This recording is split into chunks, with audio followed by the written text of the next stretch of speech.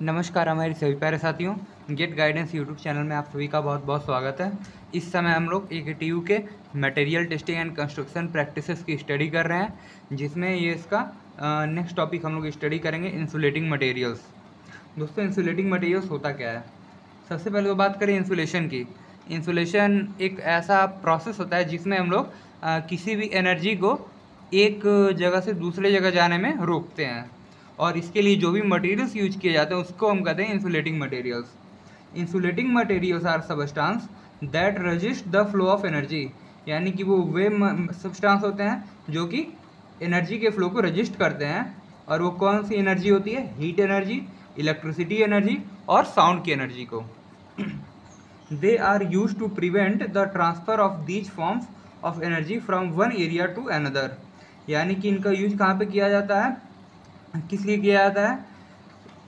इन energy के form को एक जगह से दूसरे जगह जाने से रोकने के लिए।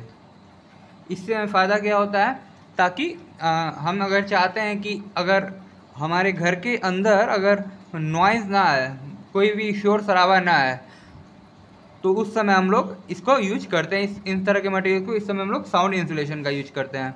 ये आप लोग बेसिकली देखते होंगे कि म्यूजिक जहाँ पे कंपोज किए जाते हैं, म्यूजिक स्टूडियोज़, तो वहाँ पर इसका काफ़ी वाइडली यूज़ किया जाता है। इसके अलावा आजकल आपके जो शूटिंग वाले एरियाज़ होते हैं वहाँ पर भी इसका काफ़ी यूज़ किया जाता है, ताकि बाहर के साउंड को हटाया जा सके। Based on application there are 3 types of insulating materials.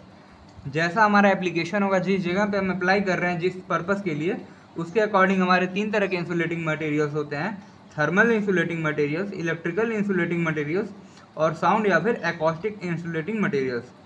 इसमें हम लोग थर्मल एनर्जी को, ऊष्मा को एक जगह से दूसरी जगह जाने से रोकते हैं। इस तरह के मटेरियल्स के थ्रू हम इलेक्ट्रिसिटी को एक जगह से दूसरी जगह पास होने से रोकते हैं। और इस तरह के इंसुलेटिंग मटेरियल में हम लोग साउंड को एक जगह से दूसरी जगह जाने से रोकते हैं। साउंड को हम लोग कहते हैं एकॉस्टिक। इसमें आगे कई बार इसका यूज होगा, तो आप समझ जाइएगा वो वहाँ पे साउंड की बात हो रही है। पहले बात करें थर्मल इंसुलेटिंग मटेरियल्स की। आपके सिलेबस में केवल ये दो हैं, थर्मल इंसुलेटिंग मटेरियल्स और साउंड इंसुलेटिंग मटेरियल्स। बात करेगा थर्मल इंसुलेटिंग मटेरियल्स की, तो thermal insulating materials are materials that are resist the flow of heat, यानी कि वे मटेरियल्स जो हीट के फ्लो को रजिस्ट करते हैं, उनको रोकते हैं, उन्हें हम लोग थर्मल इंसुलेटिंग मटेरियल्स कहते हैं। Their primary purpose is to reduce heat transfer between objects और एरियाज। इनका प्राइमरी पर्पज क्या होता है कि हीट ट्रांसफ़र को दो ऑब्जेक्ट्स या एरियाज के बीच फैलने से रोकना। That are at different temperatures, यानी कि अगर एक रूम का टेम्परेचर, यानी कि लाइक एग्जांपल आपको दिखाते हैं, मान लीजिए कि ये आपका एक रूम है।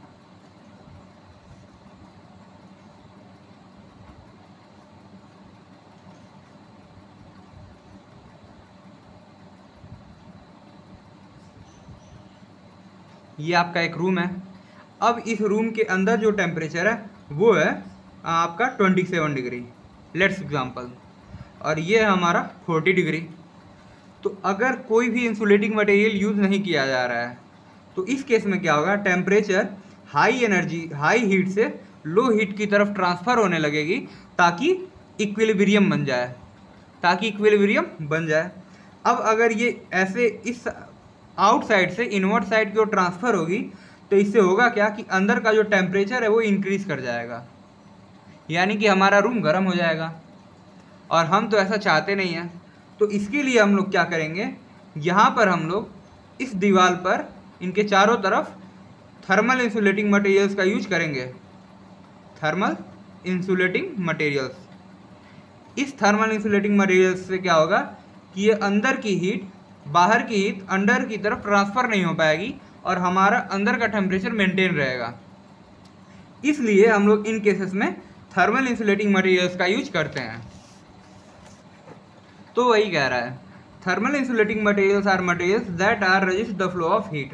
The primary purpose is to reduce heat transfer between object और areas that are at different temperature, यानी कि अगर किसी ऑब्जेक्ट के अंदर या फिर बाहर दो तरह के टेम्परेचर्स हैं, डिफरेंट टेम्परेचर्स हैं, तो उनके बीच हीट और फ्लो को रोकने के लिए हीट के फ्लो को रोकने के लिए हम लोग थर्मल इंसुलेटिंग मटेरियल्स का यूज करते हैं, thereby maintaining a comfortable और कंट्रोल टेम्परेचर इन्वायरमेंट, जिससे कि हमें कंट्रोल टेम्परेचर या इन्वायरमेंट मेंटेन किया जा सके।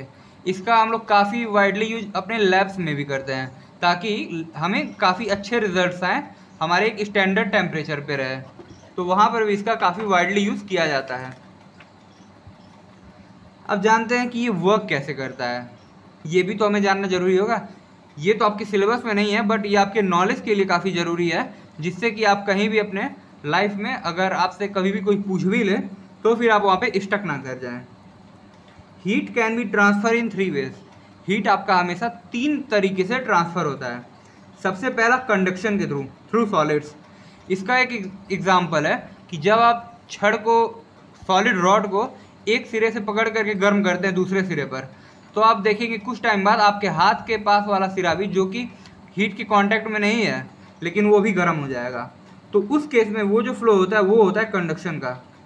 सेकेंड है convection through fluids like air and water. इसमें होता क्या है कि मान लीजिए कि आप थैली लिए हैं कोई, उसमें आपने गर्म पानी कर दिया है, या गर्म पानी आपने उसमें कर दिया, पानी गर्म करके उसमें भर दिया है। अब क्या होगा कि अगर आप उसकी सेकाई करते हैं तो आपके अपने बॉडी के सरफेस पर उसको सेकते हैं, वो सरफेस भी गर्म हो जाता है, तो वो क्या होता है कन्वेक्शन। थर्ड होता है आपका radiation, infrared heat from heat surface. Heat surface के थ्रू जो आपका इंफ्रारेड हीट जनरेट होता है, तो उसको हम लोग कहते हैं रेडिएशन। अब थर्मल इंसुलेटर्स करते क्या है, कैसे इसको रिड्यूस करते हैं? Conduction by having low thermal conductivity, यानी कि हम थर्मल इंसुलेटर के रूप में लो थर्मल कंडक्टिविटी वाले मटेरियल का यूज करते हैं, जिससे कि कंडक्शन प्रोसेस रुक जाता है। इसका एक एग्जांपल है कि आप रबड़ के मटेरियल से आपको रबड़ का एक हैंड ग्लव्स लेकर के आप अगर छड़ को गर्म करेंगे तो फिर आपका हाथ नहीं गर्म होगा। ये होता है कंडक्शन को रोकना, थर्मल इंसुलेटर ये काम करता है। सेकेंड होता है कन्वेक्शन बाय ट्रैपिंग एयर या गैस इन पोर्स और बबल्स, यानी कि कन्वेक्शन में क्या होता है कि हम ऐसा जुगाड़ करते हैं जिससे कि जो एयर या गैस हैं ये पोर्स ऑफ बबल्स में उसमें ट्रैप हो जाएं। थर्ड होता है रेडिएशन। रेडिएशन कैसे रुकता है? Reflecting radiant heat using aluminium foil. Aluminium foil के थ्रू, एक एग्जाम्पल है एल्यूमिनियम फॉयल, तो हम लोग रेडिएंट हीट को रिफ्लेक्ट कर देते हैं, तो इससे हमारा रेडिएशन रुक जाता है। नेक्स्ट है type of thermal insulating materials. ये कौन कौन से टाइप के होते हैं, ये आपके एग्जाम में किसी एक बार शॉर्ट नोट लिखने को आ सकता है, तो ये आपके लिए काफ़ी इंपॉर्टेंट हो सकता है। These are some following common examples of thermal insulating materials. First one is glass wool. Glass wool एक तरह का thermal insulating material है। It is made by spinning molten glass into fibrous form. यानी कि molten glass को spinning करते हुए molten glass को जब हम लोग फाइबर के रूप में फॉर्म में उसको ढालते हैं उसको, तो उस केस में हमारा ग्लास वूल प्राप्त होता है। It contains tiny air pockets between fibres which trap heat.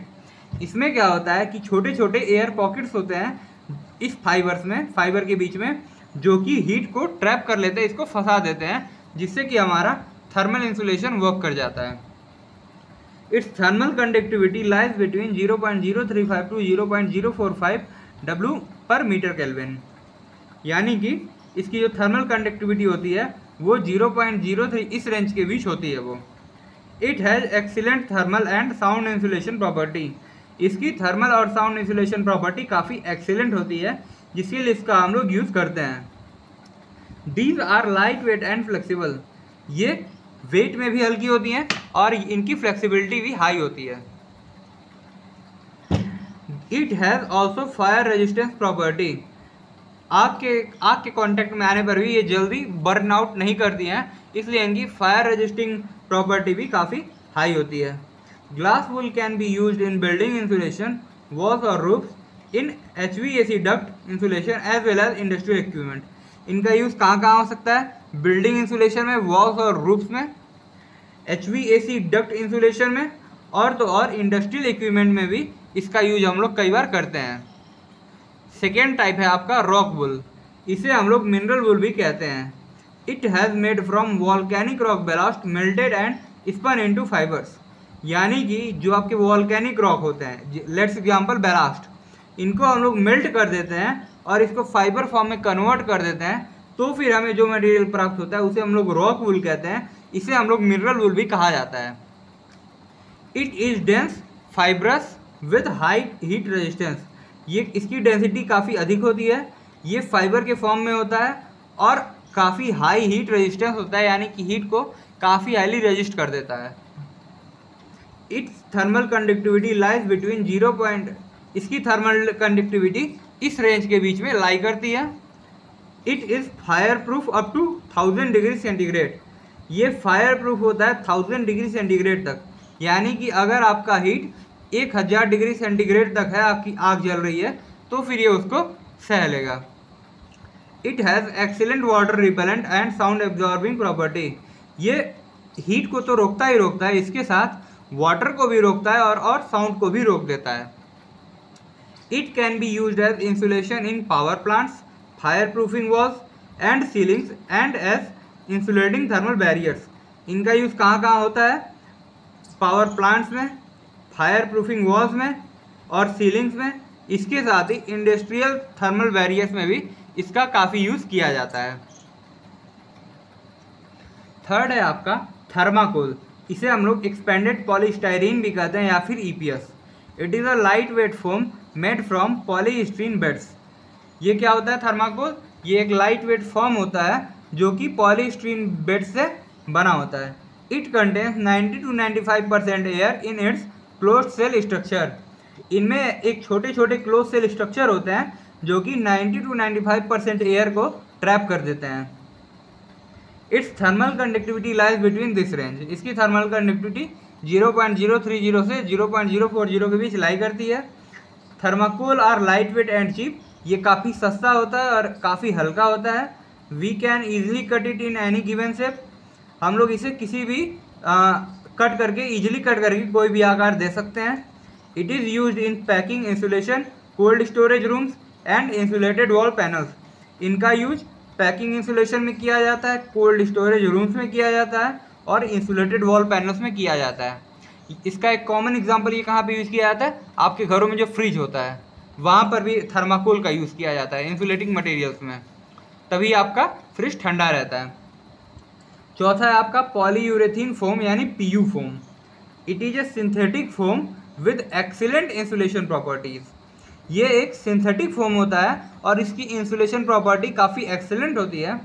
It contains closed cell filled with gas, ये क्लोज्ड सेल कंटेन किया जाता है जो कि गैस से फिल होता है। इस थर्मल कंडक्टिविटी लाइज बिटवीन 0.022 से 0.030। It has superior thermal insulation, इसकी थर्मल इंसुलेशन काफ़ी हाई होती है। गुड मॉइस्चर रेजिस्टेंस, ये मॉइस्चर को भी रेजिस्ट कर लेता है और इसका वेट काफ़ी हल्का होता है। It is widely used in refrigerator walls, thermal panels and spray insulation in buildings. इसका भी यूज हम लोग कई जगह रेफ्रिजरेशन वॉल्स में करते हैं, थर्मल पैनल्स में करते हैं और स्प्रे इंसुलेशन किया जाता है बिल्डिंग्स के लिए। पांचवा होता है cork. It is a natural material, ये क्या है? नेचुरल मटेरियल है, extracted from the bark of cork oak trees. जो भी हमारे कॉर्क ओक ट्री होती हैं उनकी छाल से निकाल करके इसे बनाया जाता है। It is composed of sealed air filled cells, इसमें सील्ड एयर फिल्ड सेल्स होते हैं। Its thermal conductivity is approx 0.040। Its main advantage is it is eco friendly and biodegradable. इसका सबसे बड़ा एडवांटेज क्या होता है कि ये इको फ्रेंडली होता है और बायोडिग्रेडेबल होता है, यानी कि अगर इसे हम लोग ये अपने आप कंपोज हो जाता है biologically. And resistant to moisture and pests, यह मॉइस्चर और पेस्ट्स पे रेजिस्ट करता है। It is used in flooring and wall insulation, इसका यूज फ्लोरिंग और वॉल इंसुलेशन में किया जाता है। Sound and thermal insulation in buildings, इसका यूज साउंड और थर्मल इंसुलेशन इन बिल्डिंग्स में भी किया जाता है। अगला आपका थर्मल इंसुलेटिंग मटेरियल है पेरलाइट एंड वर्मिकुलाइट। पेरलाइट और vermiculite, it is naturally occurring volcanic mineral that expand when heat. ये एक नेचुरली ऑकरिंग वॉल्केनिक मटेरियल्स हैं जो कि जब इन्हें टेम्परेचर दिया जाए तो ये फैल जाते हैं। It is composed of light weight granules with trapped air. ये लाइट वेट इनमें ग्रैनुअल्स होते हैं, छोटे छोटे दाने होते हैं जो कि एयर को ट्रैप कर लेते हैं। Its thermal conductivity lies between 0.040 से 0.060 और this material is fire proof and moisture resistant and chemically stable. ये फायर प्रूफ भी होती हैं, मॉइस्चर पर भी इनका कोई इफेक्ट नहीं पड़ता और न ही केमिकल्स पे इनका कोई इफेक्ट पड़ता है। It is used as fill material in cavity walls, concrete insulation and fire proof coatings. इनका यूज कहाँ कहाँ किया जाता है? कैविटी वॉल्स में मटेरियल फिल करने में, कॉन्क्रीट इंसुलेशन में एंड फायर प्रूफ कोटिंग्स में। कैविटी वॉल अभी हम आपको बता रहे हैं क्या होता है। अब बात करें कि अगर हमारे जो थर्मल इंसुलेटिंग मटेरियल हैं उनकी कौन कौन सी प्रॉपर्टीज उसमें होनी चाहिए, तो यहाँ पर कुछ प्रॉपर्टीज शो की गई हैं, जैसे कि low thermal conductivity. It should be low thermal conductivity to effectively reduce heat transfer. अगर किसी भी मटेरियल की थर्मल कंडक्टिविटी हाई होगी तो इस वजह से हीट ट्रांसफ़र काफ़ी तेज़ी से होने लगेगा। इसलिए थर्मल इंसुलेटिंग मटेरियल की यह प्रॉपर्टी होनी चाहिए कि उसमें हीट ट्रांसफ़र काफ़ी कम हो और इसलिए उसकी थर्मल कंडक्टिविटी लो होनी चाहिए। बात करें दूसरी लाइट वेट की। It should light in weight for easy handling and installation. यह वेट में हल्का होना चाहिए ताकि इसे हम लोग इजीली हैंडल कर पाएँ, एक जगह से दूसरी जगह पर ले जा पाएँ और इसको हमें जहाँ पर भी इंस्टॉल करना है वहाँ पर हम लगा जाए। अगर ये भारी होगा तो एक तरह से डेड लोड को भी बढ़ाने का काम करेगा। थर्ड है fire resistance. It should be fire resistance property to prevent ignition and slow fire spread. इसमें फायर रेजिस्टेंस की प्रॉपर्टी होनी चाहिए जिससे कि यह आग लगने से बचा पाए और यदि आग लग भी रही है तो इसे काफ़ी धीरे धीरे फैले। नेक्स्ट पॉइंट है moisture resistance. It should have moisture resistance to avoid degradation and mould growth. यानी कि इसमें मॉइस्चर यानी कि नमी से यह बचना चाहिए जिससे कि इसका डिग्रेडेशन ना हो पाए, यह टूट ना पाए और यह इसमें मोल्ड ग्रोथ भी ना हो। नेक्स्ट है durability. It's durability should be high to maintain performance over time. अगर इसकी ड्यूरेबिलिटी अधिक होगी तो यह लंबे समय तक टिक पाएगा और अपनी परफॉर्मेंस दे पाएगा। Next cost effective. नॉर्मल सी बात है, हम बिल्डिंग बनाते समय हमारी ऑलरेडी कॉस्ट अच्छी खासी लग जाती है, इसलिए हमें प्रयास करते हैं कि इसकी जो कॉस्ट है वो इंस्टॉलेशन सहित काफ़ी कम हो।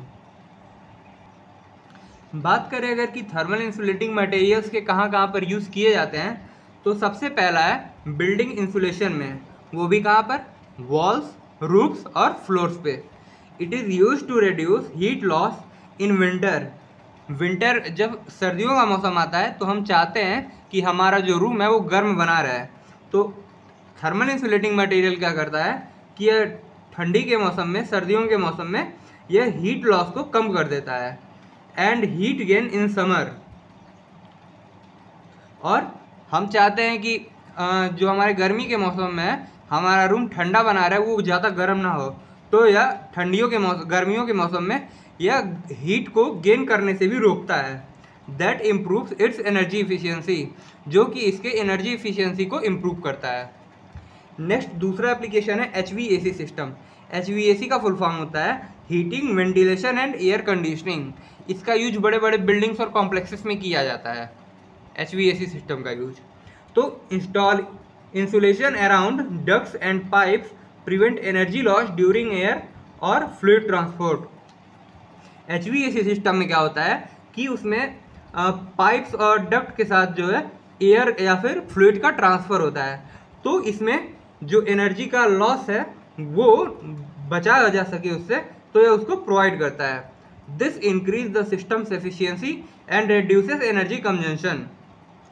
यह सिस्टम की एफिशिएंसी को बढ़ा देता है और एनर्जी कंजम्पशन को लो किए रहता है, क्योंकि अगर गर्मी मान लीजिए अगर गर्मी ज़्यादा हुई तो फिर हमें ज़्यादा से ज़्यादा पावर चाहिए होगी ताकि हमारा रूम ठंडा बना रहे।